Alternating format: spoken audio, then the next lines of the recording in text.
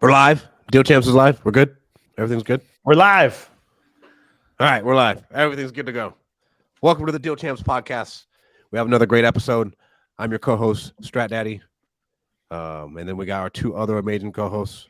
We'll start with What's up, guys? Dean Rogers here. What's up? What's up? Excited for another episode. Me too. What's up, boys? Jason Pritchard here. Excited to dive into this and get a rhythm and some momentum going with you guys. Second podcast, many more on podcast. We already got people live viewing. So for anybody that's watching, we love to interact with people. If you've got questions, if you got comments, if you got feedback, drop them in here. We'll make sure to highlight you guys. As you might already know, StreamYard, you got to accept some sort of thing so that we can see who it is that's posting there. But please interact with us, guys. We want to make this fun. But we had a great weekend this last weekend, bro. I thought we crushed. Personally, dude, that was so much fun. Had so many people reach out.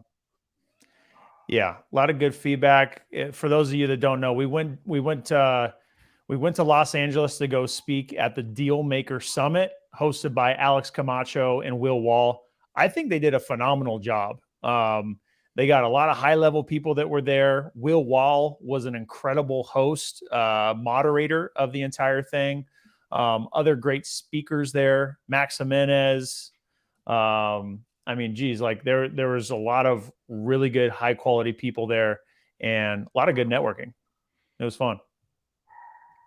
Absolutely, guys. If you guys aren't going to those events, especially the ones in your local community, you're missing out. Networking opportunities, you're getting great information, the ability to collaborate. I think that's the big thing that we're pushing this year, is really trying to collaborate and get out in front of a bigger audience. So if you guys are in Central California, or even if you have a meetup or an event that we can provide value to, please reach out to one of us, and we'd love to see if we can contribute to your guys' community out there. Oh, man, if we have anybody who's in Florida, Dean, are you going to Florida for the family mastermind? In March, yep.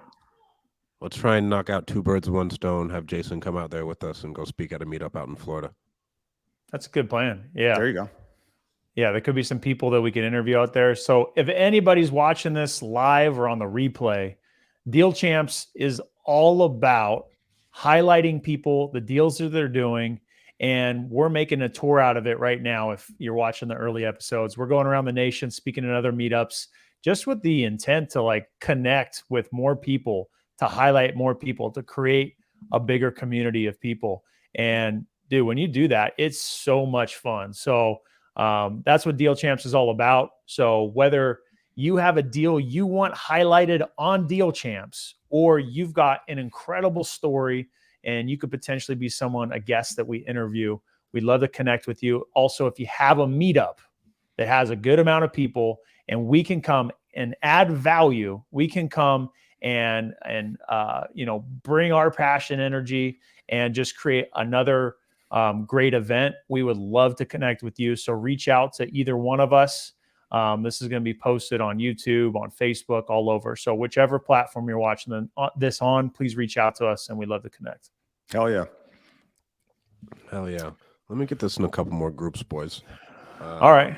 While you're working on that, I'll just tee it up. The topic of today is the wave of foreclosures is fake. Man, what a juicy topic for today. So clickbait is that foreclosures is going to flood the market, that we're going to see a monstrosity of foreclosures that is going to crash the market and the world is going to shit. And, you can't help but see some of that stuff and get a little fearful. I mean, it's just human nature to see that and wonder if it's real, wonder if it's true. I think a lot of people have a short-term memory and they think back to 2008, 9, and 10.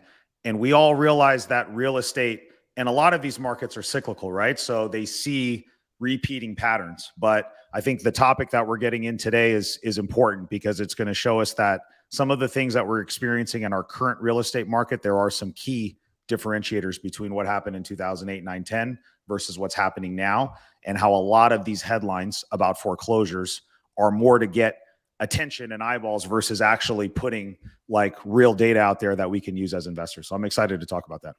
Well, yeah, no doubt. Then go. There's just no, you go. There's no other there are no variables that happened in 2008 that are happening now that caused that, right? Like we may have people who, and we talked about this last week, we may have some people who lose their homes, but it's not a massive amount of people who couldn't afford their homes. And then over a blink of an eye, they all have their adjustable rate mortgage change. And then there's a massive flood to the marketplace. Like not a lot of people have already lost their jobs. And so that's why I never believed that there was going to be a massive wave of foreclosures. Even with the COVID stuff, it's 2 years of pent up demand. And so they're still coming back to market. But is it going to be just an absolute game changer? I really don't think so. Yeah. Let's talk about that. So I think the one thing that is, relatable and is still true in today's market is there's some sort of mass manipulation going on behind the scenes that none of us will ever truly understand or never see or have any insight on, because we're all just, average Joes. But like the world powers, there's some freakish things going on that we know just are manipulating these markets. So besides that, I think let's bullet point some of the things that happened in 2008. So 2008, real estate was hot.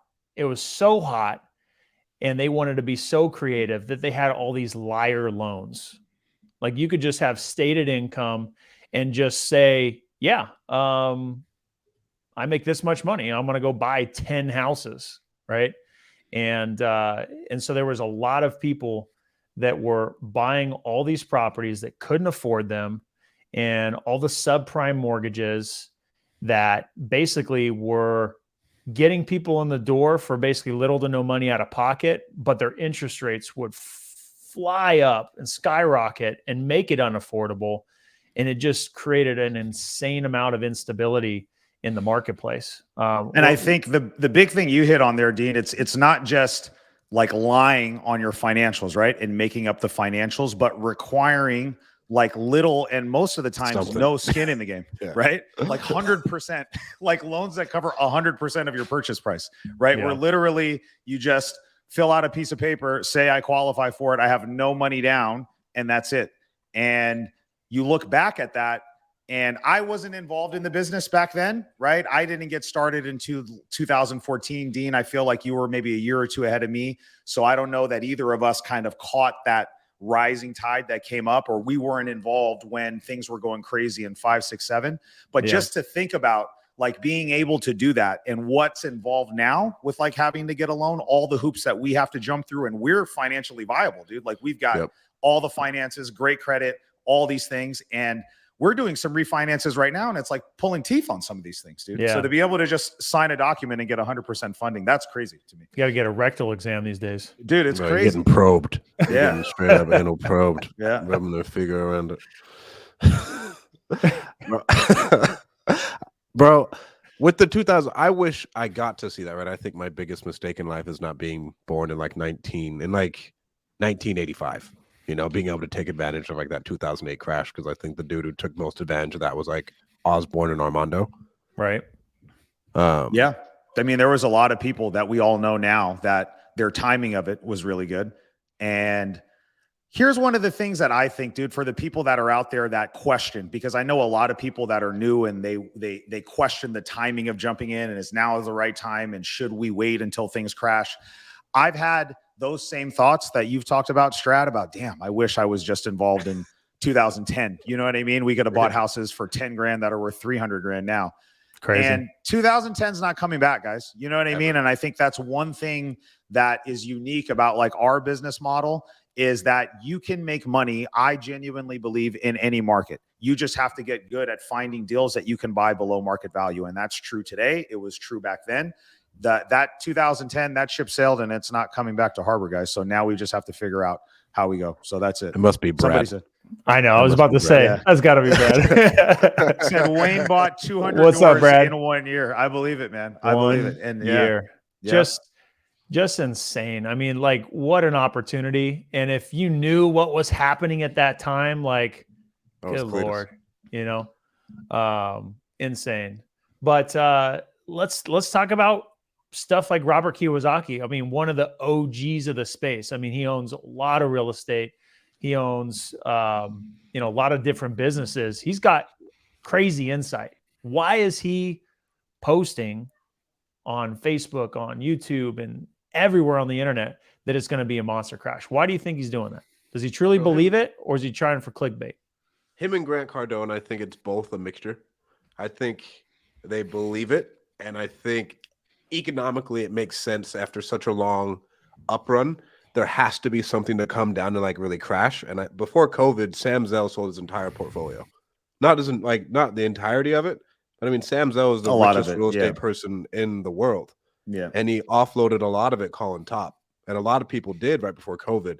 And then COVID kind of just extrapolated out how long that really, I don't even know if it's bear, bull market was. And it kept going. And so I think that with what they say, you always have to take it with a grain of salt because they're two amazing marketers. But I do think it'll come down. But right now, I don't see variables that are going to like melt the economy. Like I was waiting for it. I was like, yeah, bro, we're going to see it. I don't think we've seen any blood in the streets yet in order for anything really like there's no pain.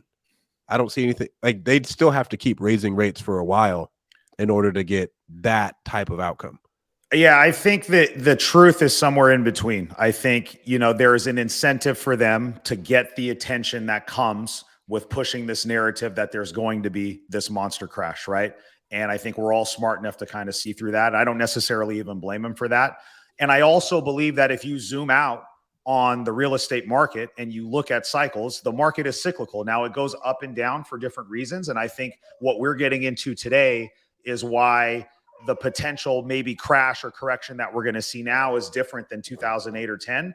But I don't necessarily disagree that we're probably going to see something because history shows that every 10, 12, 15 years, whatever the variable is, there's always going to be kind of some up and down, right? Now, what's going to cause it now is not the same thing that caused it in 2008 and 10. So I think that we're all in agreement that it's not going to be this wave of foreclosures that we experience. So if people are waiting for that, they're probably going to have to look for opportunities to buy somewhere else. What do you think is going to cause it though?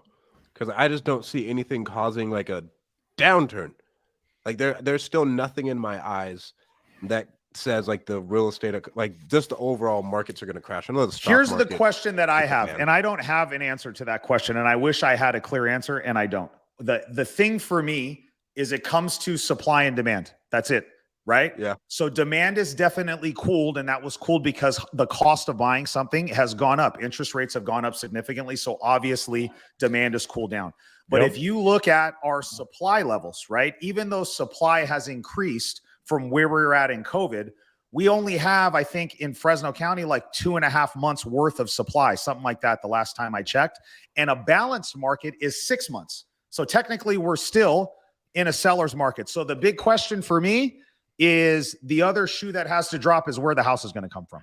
So we need to know where that inventory is going to come from. So if you guys are following along and you have an opinion on where the excess inventory is going to come from, that's going to get us up to 6 months and above 6 months. Like 6 months is kind of that breaking point where we move from a seller's market to a buyer's market. Those houses got to come from somewhere. And I don't think it's going to be foreclosures. I don't know exactly where they're going to come from, but that shoe has to drop. Yeah. I think go ahead, Dino. I was just going to add to that. I think that inventory was so low and it was created out of the lockdowns, and then demand became so high because money was so cheap. And then obviously we already know the Fed increased the rates to cool it down and kind of slow down that real estate market because it was going too hot. And, to further support Christy's comment here about, buyers locking in these good interest rates the past couple of years. You ain't moving. They're not going anywhere. Yeah, you're going to do whatever you can to save that bitch. Something extreme has to happen. And even in extreme circumstances, they're moving family in, they're cutting all their other expenses. This is their most likely one and only biggest investment of their life. They're not losing that free money. Yeah. And they already put their money in to get it. So, and chances are with all the new regulations and how tight things were, the lending regulations, they were qualified in the first place, So, and they've got equity too. So they have equity to kind of like debunk the foreclosure thing, right? Like most of the people that got into these bad loans, like the appreciation, they bought it so high. And then when it came down, they didn't really have an option to sell. But even though we've seen a correction, I would say my experience in our market, we've seen a correction somewhere in the neighborhood of 8 to 10%. Dean, does that feel right for you? So if a house sold for 300 grand, it's probably closer to 270 now. Would you feel like that's fair? Right. If that person bought 12 months ago or more, I guarantee you they've still got some equity. So if they need to, like if that life event happens and they lost their job or they were forced to move and they had to sell for some reason because they got relocated or whatever, it's not like they're just going to walk away from the house because they probably bought it at a price point where they can sell and still walk away with some money. And your trade up buyers, you brought up a good point, and I agree with that, right? Like the people that bought and locked in a 3% rate or better, right?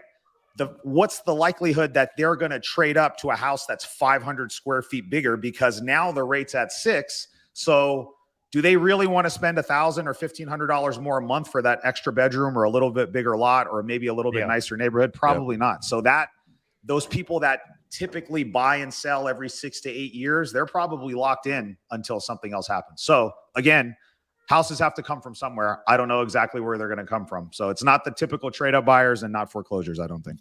And in our market, I think our market is super insulated, the like Fresno main market.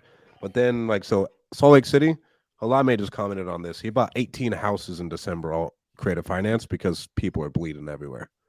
Right. And so I think like the Boise, Austin, LA, Bay Area, maybe some Hawaii stuff, that's when you see to where they lost 20% in like August. Yeah. Right. They got smacked. And then I do think so. I'm seeing that it's not going to be a lot of single families, but a lot of these big boy deals, bro, they're going to get fucked. Like these dudes who are doing like bridge debt and everything else with some of these like multifamily storage, and they were buying stuff on really, really low caps. And then now like their interest rate is higher than the cap rate they bought it at. About to say they had to rely on that refinance to pull that money out. And all their spreadsheets said 3.5, 4.5, maybe even 5.5% interest. And now it's, nearly 50% higher. So again, this is actually a good point, and I think a good way to kind of pivot the conversation, because we were having this talk with Brad when we were out there on Friday, Stratton, and he was saying this, right? And Brad is somebody that I respect, that is very in tune with this market because of his banking relationships, his experience, all that stuff, right? So we may not see a flood of single family houses like we did last time, but a lot of these people that have syndicated maybe larger deals, right? Well, we know they have a longer runway on deals like that, right? Those aren't things that you can get in and out of in 3 months and then quickly refinance. Right. You're buying, your value add is 18 to 24 months sometimes, right? If you're dealing with 150, 200 units, you're not going to turn 200 units in 90 days, guys. You know what I mean? You've got to go kind of systematically and very intentionally, and you do them chunks at a time. Then you slowly raise those rents. Then you do another block, and then you slowly raise those. So by the time you're ready to take it to a bank and really get that big value that you thought you were going to get, the rate that you were banking at when you closed on it at 3.5 or 4, dude, that's going to be 6. And that throws your underwriting out the window completely. Yeah. Gone. So those big boy deals, it's all about numbers. It's all about what's the actual cash you're getting out of it after your financing, after everything. Those numbers are getting crunched with higher financing. Yeah. And then I think Brad was telling us another thing that was insightful, and I've heard this from other people too, is that a lot of the banks that have, because when you guys do commercial loans, guys, like on our typical investments, I know like the stuff that we all own, we're usually getting 30-year debt that's fixed for 30 years, right? So the interest rate we have now is not going to adjust in 5 or 10 years. But with commercial loans, they amortize them for 20, 25 years, but they usually reset every 5 to 10. So like one of the things that Brad was talking about was a lot of these loans that were locked 3, 4, 5 years ago are now going to have a balloon payment due, and they're going to need to refi, and those people may be looking to sell too. So there's going to be opportunities on both sides of it. Yeah, I think we have more of an opportunity in that space of like trying to make the jump than we do going around and buying like some singles. Because if you're prepared and we're capitalized, you can raise the money, and that's where we can go get it. But I think anybody who's like burring or doing heavy value add right now, like, so we're talking to investors on a deal that we're doing, like, well, why don't we refinance in like a year or so on this deal that we're buying? I was like, bro, we're not refinancing shit. We got it at a 3% interest rate. Like, we're going to keep that bad boy locked in for a couple years until we know we can exit with a good amount of equity, because we aren't going to go anywhere else and be able to find that type of debt. Yep. It just won't happen. Cheap debt has a lot of value right now. So being able to assume that, being able to negotiate seller finance terms or taking stuff over sub 2, those are all going to be options that should be in play, I think, for most people here. A little niche secret that I was just tuned in with recently that I'm going to spend some time figuring out how to actually get the data. And for anyone listening to this and it catches your ear, I think you should do the same. Think about, because, you know, we're addicted to the 30-year loan. Like, we don't want to get debt that's maturing anytime sooner than that, right? Even if it's amortizing over a long period of time, but it's got to reset in 3, 5, 10 years, whatever it is. When you get teased with these little like discounted rates, right? I don't want any part of that. I want 30-year fixed debt. So there's plenty of people that I know that brag about the fact they're getting interest only loans. They're getting 5-year loans, whatever it is, because they're getting potentially lower cost of that loan. They're going to see some pain here too. Those loans that are maturing that they got at a 2 or 3% because they got a 3-year deal, 3-year arm or a 5-year arm, they're going to be in a tough spot here. So those single family owners that have maturing loans, I think they're going to be in a spot too, where they might just they captured their equity and they're willing to just offload it because they've got a deciding date coming up here. They got to make a decision. Otherwise, they're going to be, going to foreclosure. So I'll throw a conflicting opinion here because it's interesting that you brought up the interest only loans. I'm doing 2 refis right now, and I actually chose to do IO loans versus doing fixed, right? So here's kind of the counterpoint to what Dean said. And I don't think there's a right or wrong answer here. I think it's based off of your experience level, right? Yeah, I think we could all agree that if you're brand new, never done this before, you probably shouldn't be signing up for some adjustable rate loan that's going to adjust in the next 3 to 5 years. So I don't think anybody is saying that. But for somebody like me, right, we're closing on 2 right now. And so for me, I made the decision on those 2 out of the 100 units that I have. On these 2 right here, I made the decision. They're locked for 10 years. Yep. My payment was, I think, $300 cheaper on one and then $400 or $500 cheaper on the other one. So a significant variation in the cash flow that I'm going to get every single month, right? And so I'm of the opinion, and I'm basically betting on myself in those 2 scenarios, that sometime before the next 10 years, I'm either going to refinance or just sell those properties and move on to something else. So that's I think the counterpoint to what Dean is saying, but that's not something that I think any of us suggest that you do if you're brand new into this business, right? So you got to be really careful. Like that. Yes, absolutely. But I mean, absolutely. We talked about, so that dude who we talked to in Fuel, Jason, he was the one who brought, like, bro, an amortization schedule over 30 years, bro. We even over 30 years, dude. You're not even eating into the actual principal for the first like 7, 8 That's years. right. Nope. Doesn't 7 even years. matter. 7 years. Right? Like, you got like 7 years. So if you're, all right, bro, I want to do an IO of X, like, bro, that doesn't make, like, that's not awful. Yeah. But when you're doing it and you're doing an IO loan over 2 years and then it resets and doing adjustable, and you did that 2 years ago, that's when it gets scary, right? Yeah. A lot of experienced people did that. Yeah. Over a little while. Because like if you do a construction loan, a lot of people do that for a construction loan or something. And the other caveat, guys, if you're thinking about it, you've got to have a lot of equity. Like my LTV on both of those loans, I think is 60%, right? So I've got a ton of room if the market adjusts, right? Like we've already seen some downward adjustment, but let's say it goes down another 10%, right? I've got plenty of room if I need to liquidate in order to sell it, and I can walk away with equity. So that's the value, I think, in having like business models like our setup, where you can constantly identify stuff that you can buy below market value, or insulating so much of your risk by being able to buy cheap. And I think regardless of whatever's happening in the market, if you have a business where you can constantly identify assets that you can buy cheap, value add, and lock in your equity up front, that's also going to mitigate some of your risk. If you're just buying at full market value, turnkey, top of the market, then you got to be a lot more cautious with stuff like this. Yeah. Will you cover, Brad made an amazing point.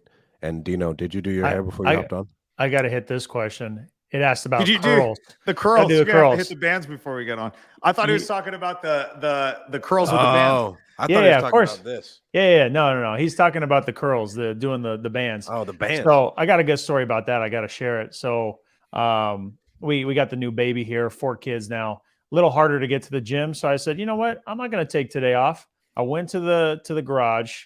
I got out the bench. I did some dumbbell bench. I did some dumbbell incline. I made the kids count out my reps, work on their numbers. And then I had them do some air squats. I had them do jumping jacks. I had them do the speed ladder. That was incredible. We were putting in some work today, so it was a good time. Kids do what you do, not what you say. And I think that's modeling the right behavior there, my friend. I love that. Yeah, good for you. I was stoked about it. It was fun. Before we move on, Jason, talking about why you shouldn't buy down rates. I think when you and Brad taught me that, it was really impactful. And Brad was the one that told me about that too, because early on I was like, well, let's get that rate down as cheap as we can, right? And ultimately, it's just a math problem, guys, right? Like there's math associated with how long do you plan you're going to keep the property for, and you've got to basically say, is the cost of the buy down, am I going to own the property long enough to recoup the cost of the buy down? And if you think you're going to own it long enough to do it, then it's a viable option, right? So if this is something that I know, I love this property, I love this asset, I love this neighborhood, I'm going to keep this in my portfolio for a while, then I do think buying down that rate is potentially helpful. If it's something where, you know, you and I were talking about this, Strat, too, on the way back from LA, like we're actually at the point where we're liquidating probably 5 or 6 of the rentals that we have in our portfolio. And these are ones that are not in neighborhoods that I like. We just bought them dirt cheap and we inherited tenants in most of them. So we haven't done a lot of the repairs. They've appreciated a ton. And I see an opportunity right now where I can exit out of those, capture that equity, right? Get in a better cash position than I'm in right now, and just kind of just be in a little bit of a better, more secure place, right? And so I think even though we're constantly thinking about holding properties long-term and growing the amount of rentals that we have, Dean, I'm sure you've experienced this too. You probably haven't kept every single rental that you've bought over the years, right? Sometimes like opportunities are going to identify themselves where it does make sense to say, let's sell some of the dogs off, right? Bring that money back in. We already like some of these other properties over here, and either exchange or wait to find opportunities in areas that we like. So that's another thing that we're doing right now. Yeah, I just echo about the whole rate buy down. Like some of the rate buy downs went crazy high, like obnoxiously high. I know in 2021, there was rate buy downs I was doing a lot of, and they were cheap. Like really cheap, to where there was they would be crazy not to take advantage of it, because you could knock off an entire point for like $1,000 or $1,500. $1,000, $1,500. Yeah, and you're going to get that money back quick. So in that scenario, it makes sense. Yeah, you might get that back in a year. But then you look at some of them I've seen, we were getting quoted at like $7,000, $10,000. It's like, no, not even close. Like, no thanks. What was the last thing I have? The average investor, I think I heard this stat, I may or may not be pulling it out of my ass, holds the property for about 7 years.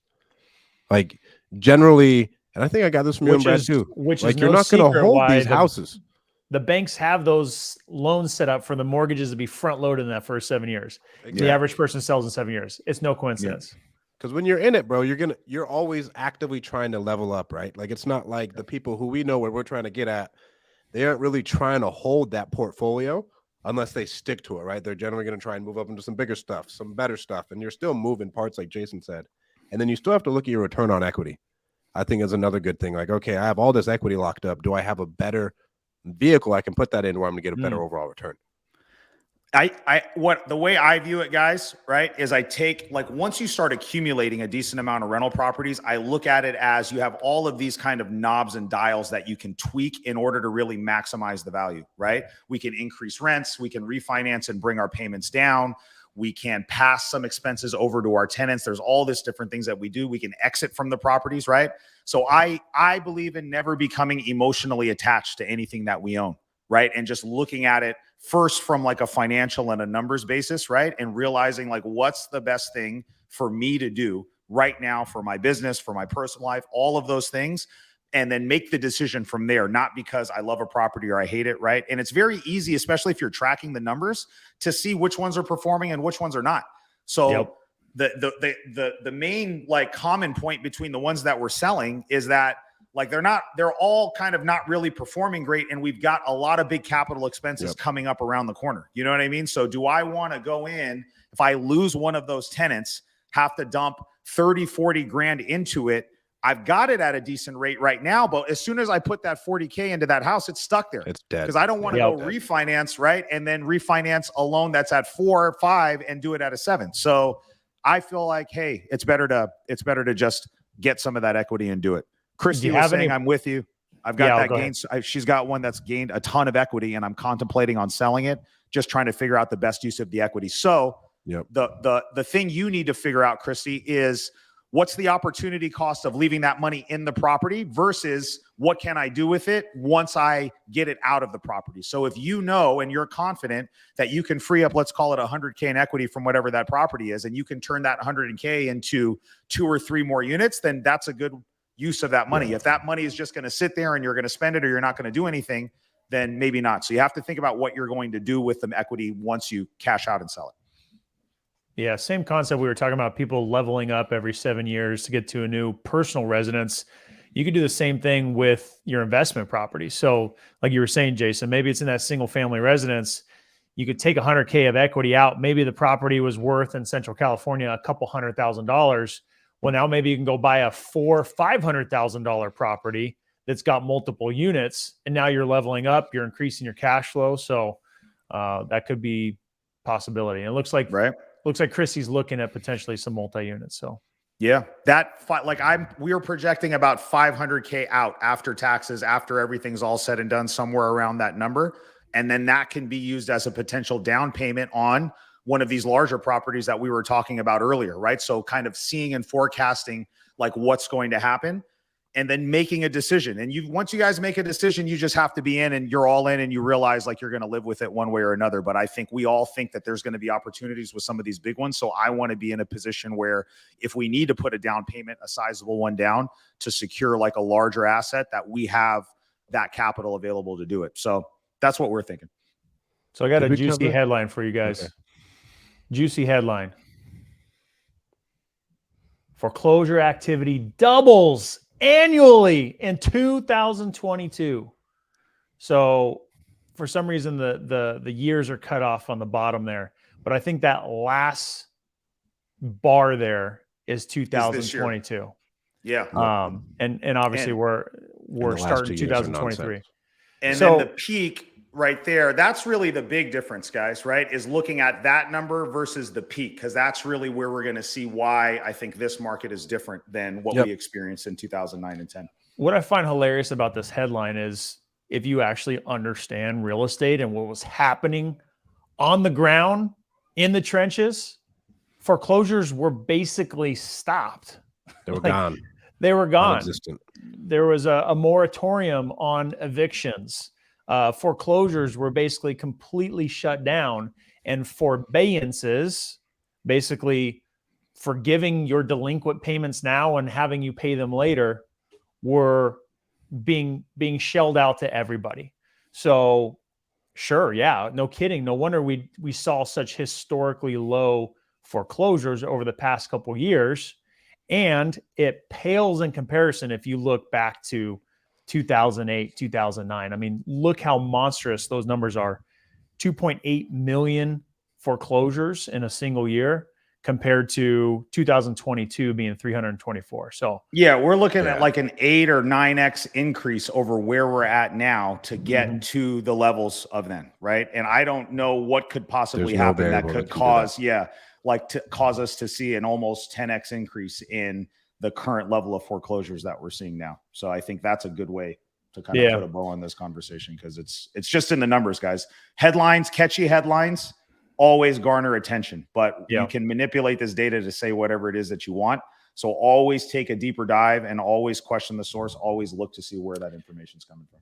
That being said, are we going to see some more foreclosures than we've been seeing? Yeah, because they're actually starting to happen now. Forbearances, those payments are coming due for some people, right? Some people aren't aware, or maybe not in the financial position, credit-worthy wise, to be able to have those forbearances actually put as a second on the back end of their current loan. They might just have a due date coming up and they're not able to cover that.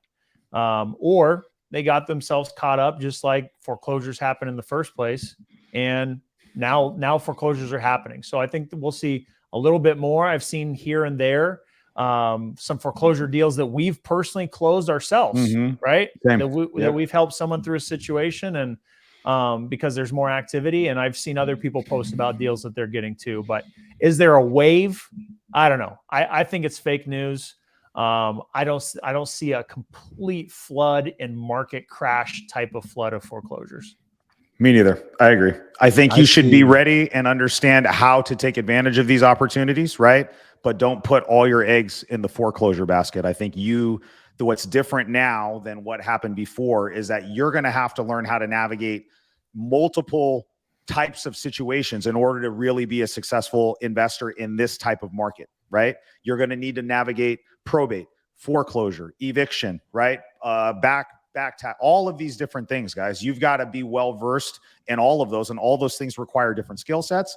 And that's the type of person I know, Dean, your team is built like that. Our team does that same stuff. Same with you, Stratton. We can tackle anything. And I think the person that is able to do that is going to be the one that finds success in 2023 and beyond.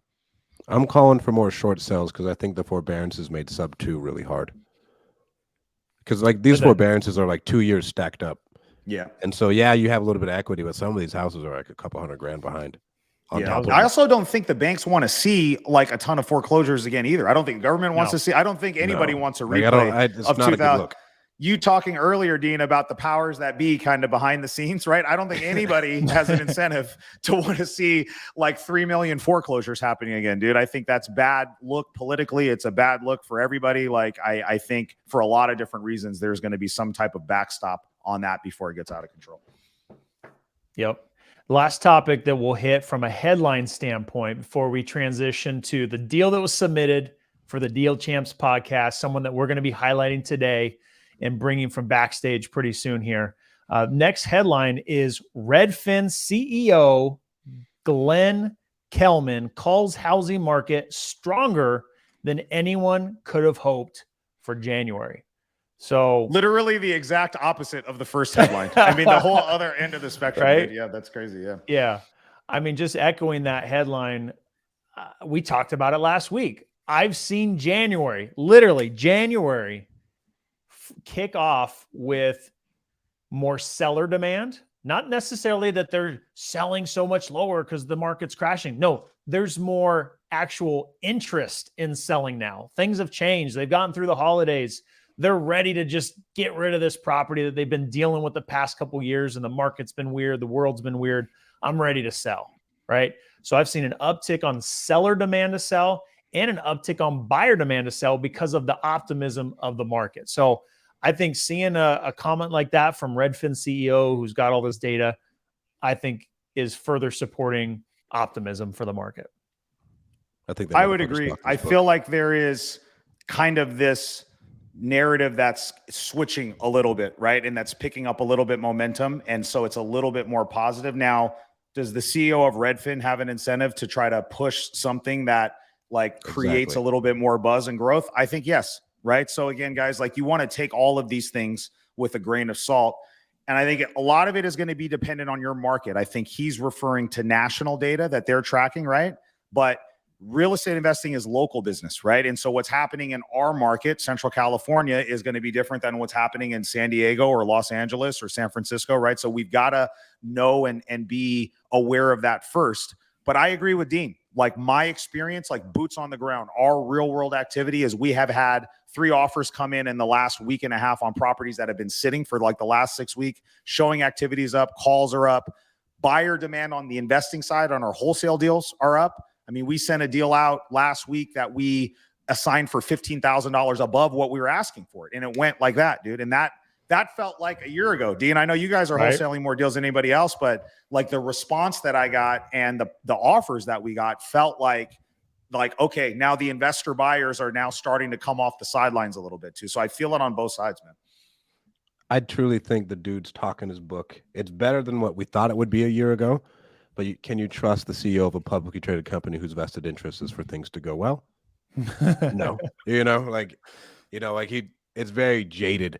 But like how we were talking about earlier, when everything like started to happen, you had Grant Cardone, Robert Kiyosaki saying like, bro, just wait. Beginning of 2023, everyone's pants are going to be down. Everybody's losing everything. So I do think it is more optimistic then everybody called essentially, because Yep. everybody essentially called when June, July happened. Everybody's like, bro, beginning of 2023, everybody's face is melting off. End of story.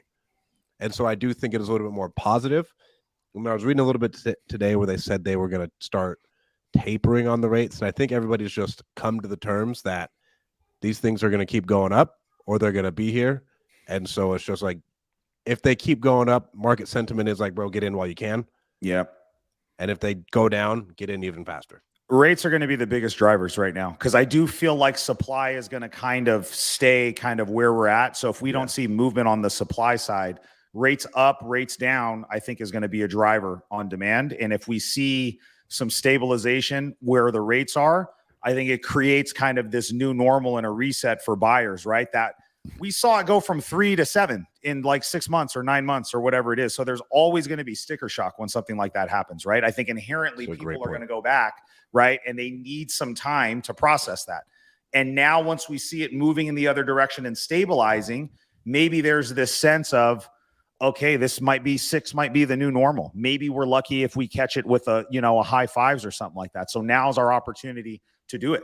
And we're giving concessions on some of our stuff, frankly, like some of the things that we're doing, like we're negotiating a $10,000 credit on a roof for one of our houses. And we fix a laundry list of things that was not happening like 12 months ago, dude. You know what I mean? Yeah. It was like, take it or leave it. And now we're doing that, man. So I think buyers definitely have more leverage. They have more buying power. And I think the rate is going to be the biggest indicator and the biggest driver. So if that stays where we're at, hopefully it's more of the same. If it shoots back up, I've heard people say 8, 9, then it's going to get painful again really quickly. Yep. All right. Well, let's transition to talking about this week's deal submission for the Deal Champs podcast. Strat Daddy, you want to bring on this guest? Yes. My good friend, Thomas Braden. I was talking to him last week and he was like, bro, I listened to your podcast. You guys crushed it. So he was on the first one, which is dope. He was like, I have a great deal. Here's what it is. I was like, bro, bring it on. I think it'll be a great fit. So let's bring on my man, Thomas Braden. Let's bring him on. Let's go. What's up, guys? Thomas? What's up, man? How you guys doing? We're good, man. Thanks for joining. Awesome. Well, we're stoked to have you here, man. We want to talk about your deal. Let's bring it up here on the screen. So for those of you first time hearing about Thomas had a burr property that started out as a flip, transitioned into a burr, and this deal came from door knocking.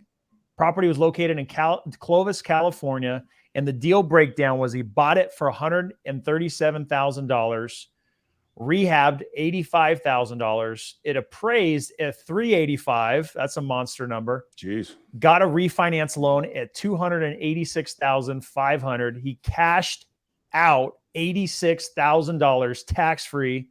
That's insane.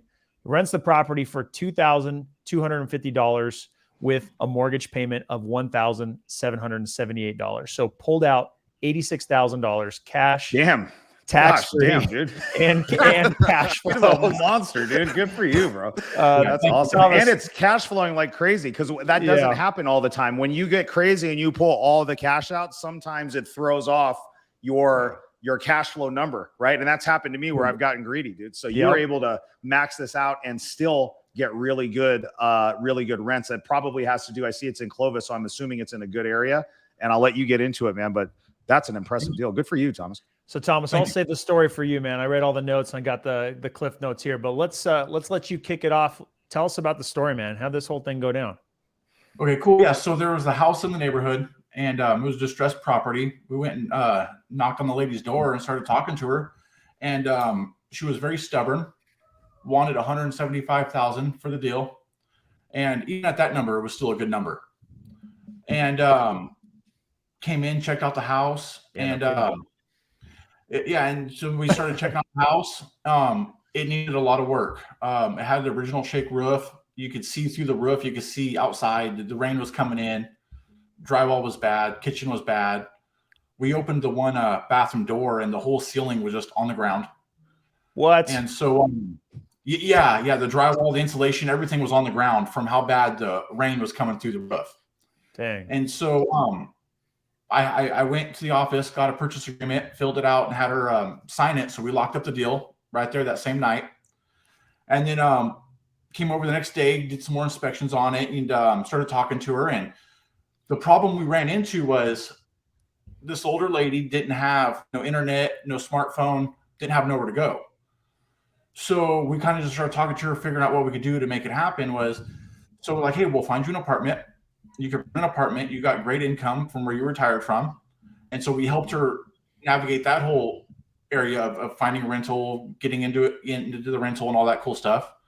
And then she's like, well, how do I move? What do we do? And I'm like, don't worry about it. We'll help you every step of the way. All my guys coming over here, move your stuff over to the apartment. Well, in my mind, whatever it takes to get you where you got to go. Yep. And then, so we made all that happen. And then ran it over to the title company, started escrow on it, closed escrow, and then we were able to start working on it, helped her, move out into the apartment. And then we started working on it and did a full rehab on it. It took a few months. And one of the problems we ran into was, City of Clovis got us for working without permits. So that was one thing. They found you, huh?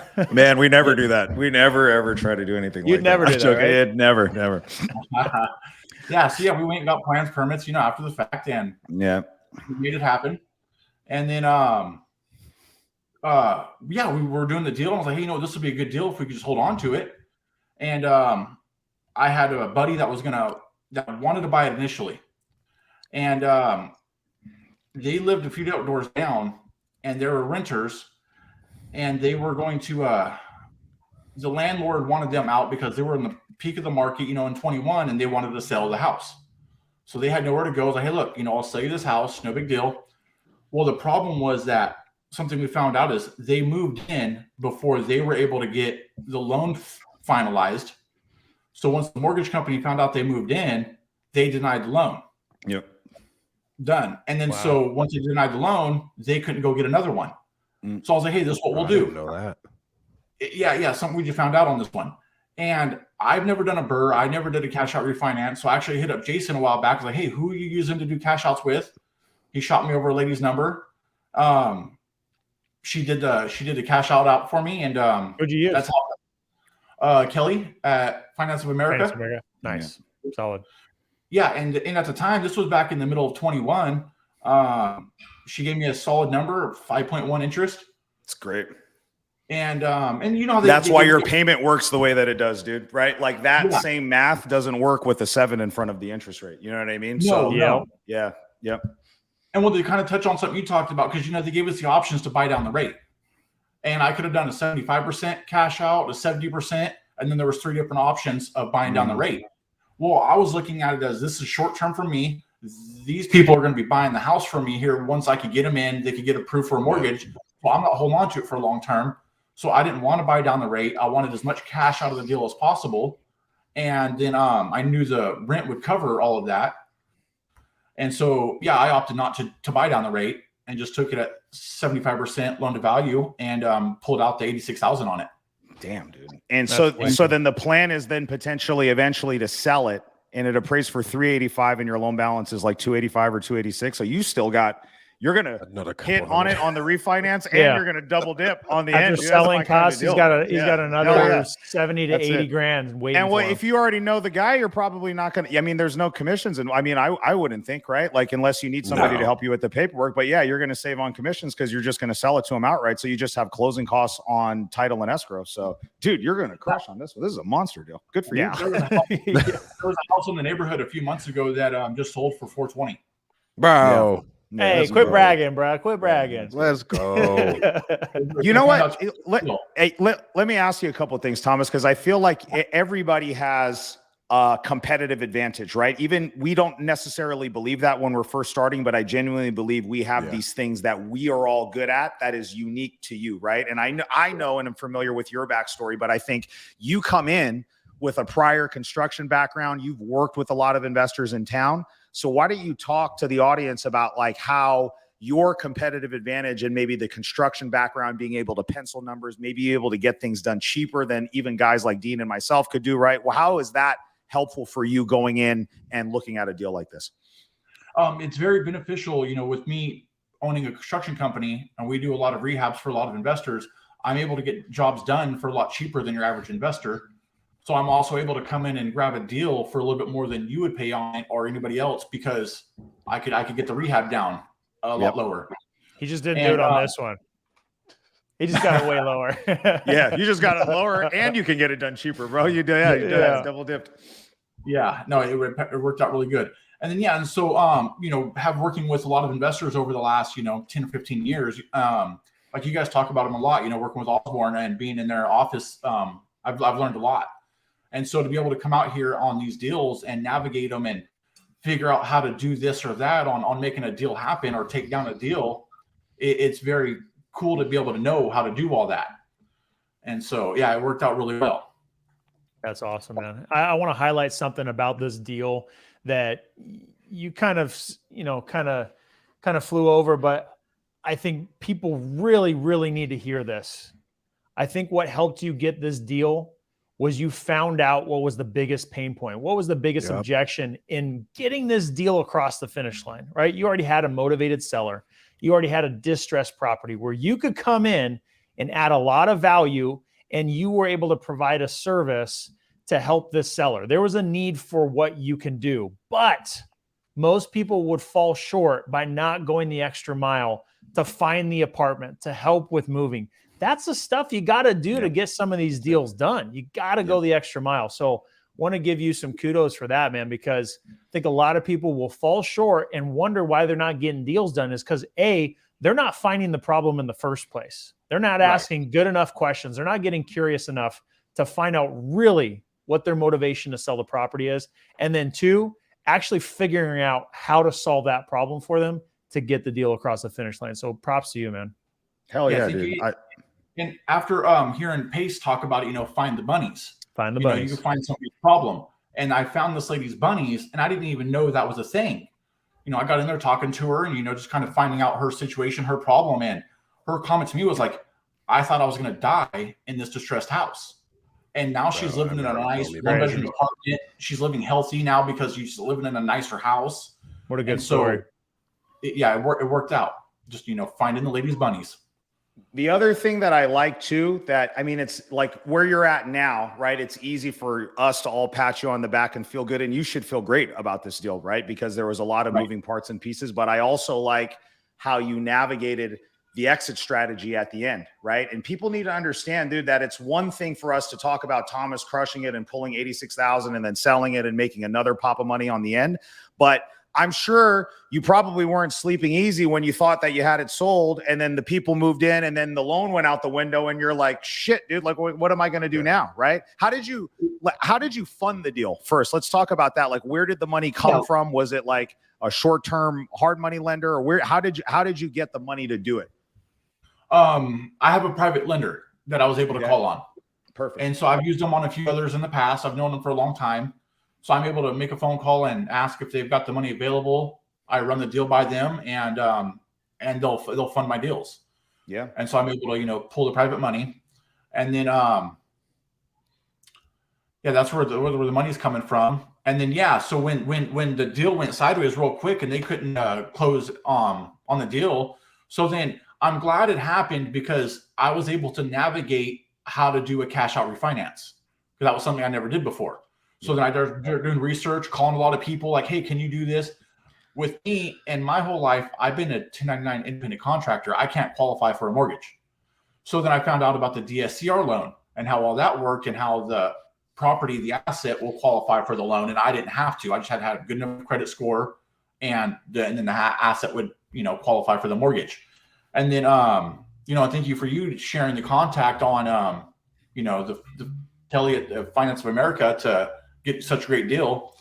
And and it took a few months to close the refinance, but it all panned out in the end. Did your private money lender, did you have to have any tough discussions with him, or was he pretty understanding with you when you said, hey, you know what, we thought we were going to sell, but now we've got to pivot and refinance. It's going to take us probably a couple more months to pay you off. How did that work out? No, it worked out great for him. I'm paying 12%. He's getting more interest, right? There you go. Yeah. He's getting, so I'm paying him 1% a month. And so he was totally fine with it. And me having such good equity in the deal, they weren't worried about it at all. Yeah, I was able you to can liquidate. I could have done it on the market, anything. I'm going to piggyback off of what you're talking about and how this similar experience has played out in my life over and over and over again. Sometimes, guys, we have an exit strategy that we have in place and a monkey wrench gets thrown in and we're forced to pivot and adapt. And in the moment, right, it feels very painful. It can be very stressful, right? You start thinking all of these limiting thoughts and all these fears start to come out. But I would say that this outcome that Thomas experienced is probably better because that 100%. 86,000 that he's cashing out is a non-taxable event, right? So let's say you sold and you made all the money, right? You're going to have a bigger tax liability if you had sold it all because you're paying taxes on the gain from whatever you're into it for to what you sell to this guy, right? So this way, you actually get a big chunk of money tax-free. You get some money every month from the cash flow. Then when you go to sell, you're only going to pay gain on the amount that you're in, dude. So like, it's probably even a better outcome and it forced you to become a better real estate investor. All of those things you wouldn't have learned if it had just followed through the way that you wanted to. So the learning lesson for me is always, guys, if an obstacle comes, it's probably because it's meant to show you that there's something better on the other side of it. So you've got to lean into those challenges and just take them on head on. Yeah, 100%. No, that sounds just like what I experienced. Talk about your business real quick, Thomas, because I think you have an amazing contracting business that more people need to know about, and how you can buy deals and bro, you can pay a little bit more because you know, like you want great deals, but you can get work done cheaper. But talk about your contracting business because I've gotten to know you a while after the last little bit of months. You're a great human. Like you do right by people. Yep. Yeah, thank you.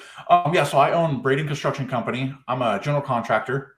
We do kitchen remodels, bathroom remodels. You know, we do it all. And then I also do a lot of work with investors on getting their rehabs done. And which actually brought me to my next deal. I could kind of briefly touch about. A wholesaler reached out and asked me to come give him a bid on a fire damage house that he was buying. So he was in escrow to buy a house as an Airbnb. And when it was in escrow, because it was a simple house, paint, carpet, he would have been in and out, ready to Airbnb it. When it was in escrow, somebody came over, caught the garage on fire, house caught on fire. So then he was asking me how much, to fix it for him so he could get it back to as an Airbnb. And I gave him a price. Well, then he didn't know that the process was going to take 6 to 8 months to fix his house. So then he turned around and asked me, hey, do you just want to buy it from me? So yeah, I'll buy it from you. And so we made up a deal and I ended up buying the fire damage house I have now for $190,000. And so I did the same thing. I called my private money lenders. I got another deal and they funded the deal. And that rolled me into the next project that I'm doing now. Purchase price was $190,000. I'm putting about 80 to 90,000 into it, and it will ARVs around 375. There you go. So that's a deal that a lot of investors aren't going to touch right now. So that's a win for your wholesaler client, and that establishes even more rapport with him. So at some point, again, he's probably going to call Thomas because Thomas performed on this deal that he had. And it's also your construction background, I think, gives you a very unique advantage, even over, I've done fire damage repairs. I'm sure Dean has done them. I'm not going to do them right now. You know what I mean? Just because we have too many other things going on. And it's just too many moving parts and pieces for somebody that doesn't have the construction background that you have, right? I'm going to have to do it. And what cost you 80 is probably going to cost me 130. You know what I'm saying? And so I can't make the numbers work. I can't get it done as quick. I don't have all of those things. So again, it's another really good example of how you're leveraging your strengths. And at the beginning, guys, right, I think a mistake that I see is Thomas tries to be like Dean or Jason, where they get great at cold calling or great at direct to seller marketing. And you can get good at those things, but the learning curve is going to be so much longer than if you just focus on what you're already freaking good at now. And let's just hammer that. Let's get some momentum in our business right now, right? And you'd be amazed, like once you get that momentum, your confidence has got to be so much higher right now than when you probably first started and you hadn't done a deal, dude, right? And that confidence spills over into everything else and really leads to some really amazing things happening. You said it, Stratton, lean into your unique ability. Like you don't need to go pretend to be someone else. You don't need to go develop some skill set that just isn't right for you and what your skill sets are already. So if you lean into that, whether you're a people person or whether you're really good at marketing and data and crunching the numbers. Like, lean into what you're good at and find someone who's not good at is good at the thing that you're not, provide value to them. and provide value to them. Find ways to have partnerships or do deals together. Like, there's infinite opportunity. And like you said, Stratton, if you lean into what you're good at, it's going to help accelerate your results. No question. And for those of you guys who want to learn about like what unique ability is, a book that changed my life was a book called Unique Ability 2.0. I think everybody who's getting into the game should learn that. I have a question really for Jason and Dean. Have you guys ever like bought one and assumed gotten assigned the insurance proceeds? Like, I have not done it while it's in escrow. The fire damage ones that we've had have either it's already burned down and the seller has already gotten it. And those are usually really good deals because then they've gotten a big payout, right? Yeah. So now everything that they sell it for is really gravy. Or I haven't had it happen the other way where it's like we've been in escrow and then like, let's say it burns out while we're in contract, we've got a legal interest in it. And then that would be a scenario, I think, where the insurance proceeds potentially could be assigned to me as the new buyer if they still want to sell. But I don't know, Dean, have you had that happen before? I've had it happen where they've either already received the money or they were going through the process of it. So we were kind of delaying escrow to close to see how the dust settled. And then once they found out that they got something they were satisfied with, we moved forward and closed. Now, I got a juicy story about a fire damage deal myself. This was a property we bought, fire damage property. Okay. Done a handful of them, but this one in particular, fire damage. We fix it up, remodel it. We sell it. It's in escrow, about to close, catches fire again. And I was like, what? Yeah. It's on. I'm not joking. My partner, Lewis, sends me like a screenshot of the 5 o'clock news, and it's our house on fire. and the story comes out later. The best part about the story comes out later that it was the old seller's came son, back and burned it down. Seller's son. He was disgruntled about the sale on the first hand. The person who originally owned it, that the house caught fire and sold it to us, was someone who bought it from them. He burned it on fire. Then we bought it from another investor, and then we go and fix it, and he catches it fire again. So they ended up catching him. The fire department said, we're pretty sure we know who it is. So they ended up catching him. We ended up selling that house to Wayne and Brad. We collected our insurance proceeds. We did the math. We're like, dude, if we flip this again, we'll make about the same amount of money that we originally planned to, and about the same amount of money if we flip it ourselves. So we took the offer, and it was a win-win for everybody. But what a wild story. Learning lesson, boys and girls, always make sure you have active insurance policies on every single property that you have. Yep. I've had a few burn down over the years, and just very grateful because I've heard some horror stories, especially the people that pay cash. Because when you buy cash, usually if you use private or hard money, they make you with the insurance. They make you like submit proof that you have evidence of insurance. No one's babysitting you when you got cash. No one. I recently heard a horror story where somebody paid cash on a deal that we were looking at, and literally the morning they released it to record, they got recording confirmation. The investor drives out there, and the thing is like a pile of smoke, and he didn't have insurance on it, dude, and he was done. So always have insurance, boys and girls, on your properties. Always double check. Oh my God, that hurts. Yeah, it's bad. Yeah, speaking about fire damage properties, the first deal I was going to buy ended up getting burnt down during escrow. The homeless people came in and broke in and caught the house on fire. It was a job on plat, and I'm wondering, Jason, if you're familiar with that one on 3144 plat. We had one on plat that we were going to assign. We had it in escrow, and it burned down while we were waiting for probate. It may have been the same one because it was on plat, but I can't remember the street number. But yeah, it's a lot. Right now, it's a big deal, guys. Like in Fresno, where all the homeless stuff is at. It's a lot. Like any vacant property is a problem right now for us. Whether it's sitting there, it's a magnet right now for homeless, especially with the weather that we've had recently. So yeah, it's very unfortunate. No doubt. Well, Thomas, we really appreciate you coming on, man. What an incredible story. Hell yeah, dude. People, I encourage you, if you're in the Central California market, reach out to Thomas, right?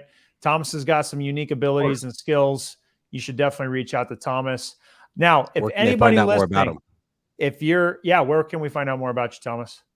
I'm on Facebook, or you could just give me a phone call at 559-360-3028. Boom. There it is. Call One him of the direct. biggest questions I get is, do you have a contractor that you could refer me? I would 100% refer Thomas, guys. I get people asking about that all the time. He's got a ton of experience working with investors. So definitely reach out to him. Awesome. Now, guys, if you're listening to this live, you're listening to this on a replay on Facebook, on YouTube, whatever platform you're on, we're going to go ahead and post the link. If you have a deal that you want to be highlighted on the Deal Champs podcast, then we would love you guys to submit your deals. We'll bring you on just like Thomas today. We'll talk about your deal and get you highlighted. So if you've got a deal, we'd love to have you submit it, talk about it. This has to be a deal that you close, money in the bank, deal close. You got HUD statements, all that kind of good stuff. Not a deal you're actively working on or you're thinking about doing. So Yeah, because Dean tried to buy the Empire State Building one time. I did one Yeah. time. I was No close. hypotheticals. That's right. I was close. True story. True story. Well, guys, thank you so much for watching the Deal Champs podcast. We appreciate your guys' support. We look forward to engaging with you more. So you guys can find us on Facebook. We've got a Facebook group called Deal Champs, or you can go to YouTube. Please like and subscribe. It definitely helps out the YouTube algorithm. So we look forward to staying with you guys, in touch with you more. Until next time, peace. See you guys next week. See you guys. See ya. Bye, guys. Thank you, guys.